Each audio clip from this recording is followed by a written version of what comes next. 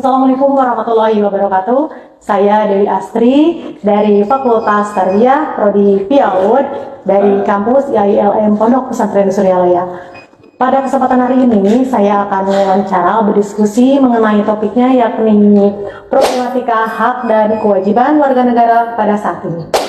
Di samping saya telah hadir narasumber kita yang terhormat Bapak Suryana. Silakan Bapak. Iya, Assalamualaikum warahmatullahi wabarakatuh. Perkenalkan saya nama Suryana Rusdiana Putra, lahir Ciamis 15 September 1971. Sekarang mengajar di SMKN 1 Panumbangan, mata pelajaran yang saya ampu PKN atau Pendidikan Kewarganegaraan. Terima kasih. Nah, itu narasumber kita ya sangat istimewa sekali Bapak Suryana SPD. Bapak, terima kasih atas waktunya. Selamat pagi Bapak. Apa kabar Bapak? Alhamdulillah baik. Alhamdulillah ya, saya dipertemukan lagi bersama guru saya tercinta ya waktu saya tahun 2007-2008 dan sekarang masih ya di PKN. Kenapa saya memilih untuk Bapak ya itu tadi ya sesuai dengan mata pelajarannya yaitu PKN. Sekarang juga akan membahas tentang pendidikan kewarganegaraan. Baik Bapak, kita mulai untuk pertanyaan yang pertama Pak. Untuk dalam ini Pak, dalam hal keamanan, rasa aman perlindungan anak gitu Pak, untuk perlindungan anak di sekolah. Bapak kan di sini sebagai pendidik. Untuk murid yang mengalami penganiayaan Pak. Untuk saat ini kan ya banyak yang marak di kota-kota juga seperti itu Pak. Banyak yang namanya tawuran-tawuran dan sampai ada yang mengakibatkan kematian Pak. Nah, bagaimana Bapak menyikapinya sebagai guru dan bagaimana sebaiknya pemerintah menyikapinya? Ya, terima kasih atas pertanyaannya. Ya, nah kebetulan di sini, alhamdulillah, memang kalau saya lihat, saya dengar di berita ya banyak itu sampai tawuran, kenakalan anak, ya indisipliner. Tapi selama saya bekerja di sini, yang semula SMK Bakti Panumbangan, alih kelola sekarang menjadi SMK Negeri 1 Panumbangan. Selama saya mendidik, mengajar, membimbing, melatih ya sesuai dengan Undang-Undang Guru dan Dosen nomor 14 tahun 2005. Alhamdulillah di sekolah kami ya tidak terjadi hal-hal sampai tersebut di atas ya, sampai perkelahian, apalagi bullying. Yang terjadi hanya sebatas yang wajar-wajar saja. Ini karena mungkin ya, bukan mungkin lah. Yang pertama, kami koordinasi dengan guru-guru mapel yang lain, misalnya dengan PAI atau Pendidikan Agama Islam.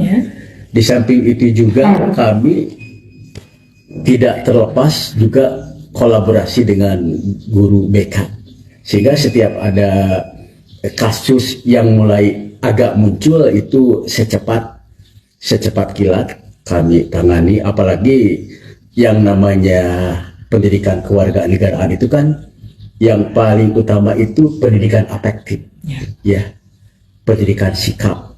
Jadi yang namanya sikap itu memang yang jelas itu sikap itu sulit diajarkan, tapi harus dibiasakan lewat pembiasaan. Makanya yang namanya PKN itu kan tujuan utama dari PKN itu adalah membentuk good citizenship atau menjadi warga negara yang baik. Nah, sekarang yang namanya sekolah formal apalagi tingkat SMK itu kan usianya kan masih labil. Ada angin barat ikut ke barat, angin timur ikut ke timur. Makanya memang kepada anak-anak atau peserta didik harus ekstra membimbing, ekstra mengajar, ekstra mendidik. Makanya kami dengan guru-guru yang lain selalu berkolaborasi ya. Terus yang tidak kalah pentingnya, alhamdulillah di sekolah kami itu ada yang namanya ekskul IRMA ya, Ikatan Remaja Masjid. Salah satu kajiannya itu misalnya setiap hari itu ada yang namanya tadarus Al-Quran, ya itu kurang lebih 15 menit lah. Itu secara tidak langsung bisa menggetarkan hati anak nuraninya sehingga anak itu berakhlak nurul karimah. Yang selanjutnya lagi yaitu di tiap hari Jumat itu jam 7:15 ada yang namanya sholat duha bersama-sama, ya bukan berjamaah tapi bersama-sama. Nah setelah itu, setelah kegiatan sholat duha ada tausiah lah dari guru agama atau dari kadang-kadang memanggil ustadz setempat. Itu merupakan sebuah kegiatan rutin ya anak-anak dalam rangka pembiasaan ke arah positif. Nah dari berbagai langkah upaya atau usaha tersebut alhamdulillah di sekolah kami membuahkan hasil. Artinya yang namanya kenakalan remaja ya, yang namanya suka tawuran itu bisa diminimalkan, diminimalisir ya, sehingga alhamdulillah belum pernah terjadi lah dan mudah-mudahan tidak akan pernah terjadi atas berkat kerjasama dari berbagai pihak. Selain itu juga kami mengadakan lintas instansi yaitu kerjasama dengan pihak Kapolsek ya, sekali-kali kalau misalnya pas upacara hari Senin itu ada dari pihak kepolisian memantau. Kalau misalnya ada anak yang tidak ikut upacara segala macam itu kami koordinasi, kami merangkul pihak instansi tersebut.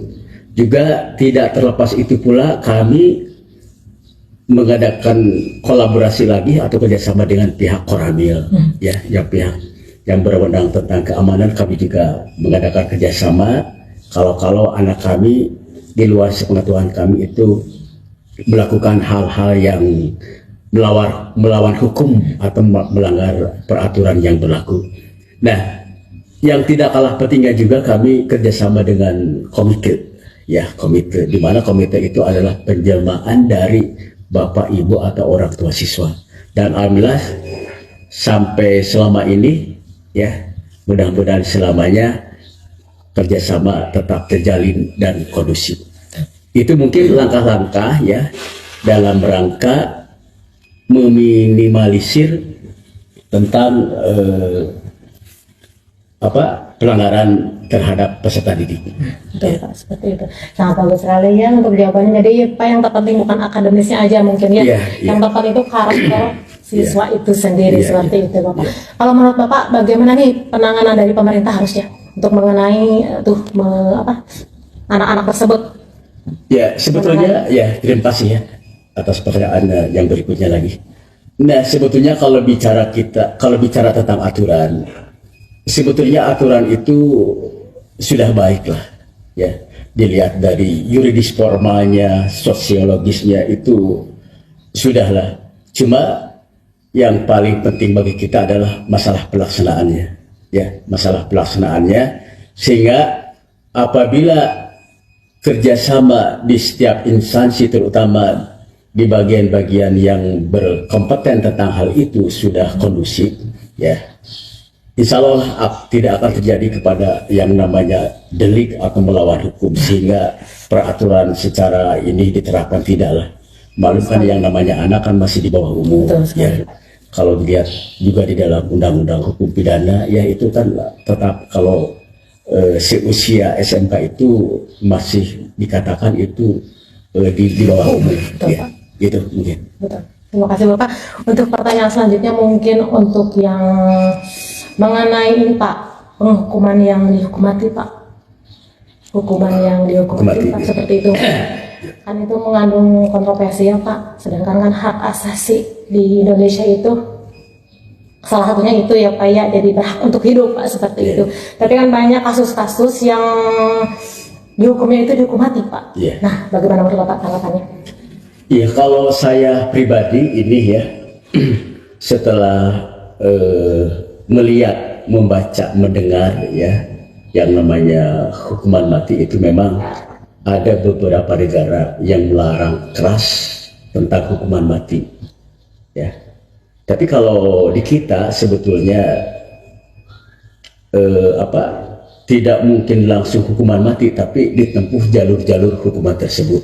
Misalnya contohnya setelah ada peringatan, terus misalnya dengan terpaksa diberikan hukuman pokok, misalnya di penjara segala macam, apabila tidak jera, ya kalau menurut saya hukuman mati itu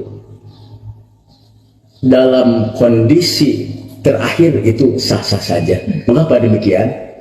Memang kan setiap filosofi sebuah bangsa atau negara di planet bumi ini kan memang berbeda-beda. Ya, HAM kita ya dengan Barat kan berbeda. Ya, kita itu punya HAM, tapi HAM kita itu HAM yang terukur. Kita ada aturan main, ada dasar hukumnya yaitu Pancasila dan Undang-Undang 1945. Nah, tapi kembali kepada yang tadi, sebetulnya hukuman mati itu adalah hukuman yang paling terakhir. Ya, saya juga posisi dilematis lah. Dilematisnya bagaimana? Sementara yang namanya negara Eropa kontinental ya, itu bahwa ada yang berpendapat bahwa hukuman mati itu tidak usah diberlakukan. Ya, tapi ada beberapa negara lain lagi, misalnya negara Timur Tengah itu kan masih ada yang memberlakukan hukuman mati atau hukuman pancung. Nah, sementara bagaimanakah di Indonesia? Ya, nah kalau di Indonesia itu kan kita itu apalagi ya Pancasila dan Undang-Undang 45 itu sebagai status fundamental norm ya, sebagai hukum dasar yang mengatur segala aspek kehidupan.